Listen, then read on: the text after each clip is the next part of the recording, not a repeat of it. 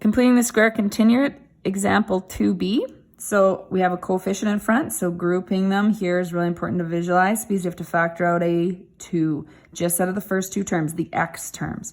So you have y equals 2, x squared plus, now factoring means you're dividing out the 2. So this is 7 over 2x. Put the x, this is a coefficient, don't put the x down in the denominator with this here, put it up beside it, plus your blank. Minus 3. So you're going to get more fractions involved. Okay, so here's where I'm going to want to show some work for sure. So I would definitely, I'll go up here, but somewhere do your scrap paper. All right, so this is going to be 7 over 2 is my b value, divided by 2 squared. Remember, it's b over 2 squared. So b is 7 over 2. Just because it's a fraction, don't forget you still divide by 2. All right, you must divide by 2 first. So remember, fractions, dividing by 2 is multiplying by the reciprocal. So reciprocal of 2 is 1/2. Still in brackets, you still need that squared. You haven't squared it yet. So 7 over 4 squared is equal to 49 over 16. So that's what goes in here, 49 over 16. Then you have to subtract 49 over 16 and multiply it by 2.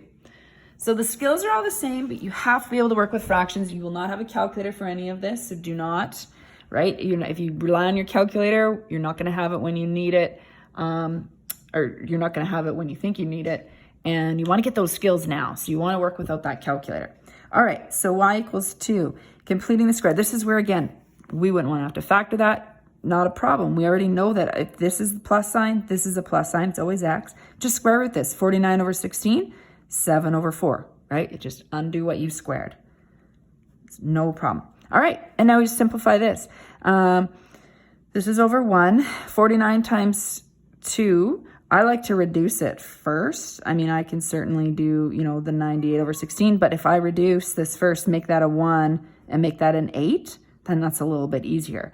Okay, so this is really 49 over 8. So I want to get a common denominator of 8. So I'm going to times the 3 by 8. So if this is times 8, this is times 8. So 24 minus 8, this is now 49 over 8. Okay, so again, I want to see some of these math skills because this is actually where sometimes it's not how to complete the square that we have trouble with, but it's sort of some of our, fractions and general math skills that we want to brush up on. Okay, so negative 24 minus 49 minus 73 over 8. That doesn't simplify. Leave it as an improper fraction and you're good to go. And again, I'm not going to ask you to graph that one.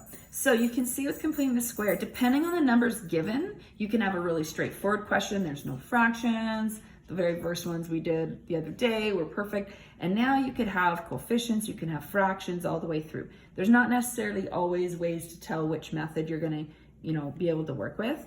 But you have to be able to complete the square no matter what the numbers are.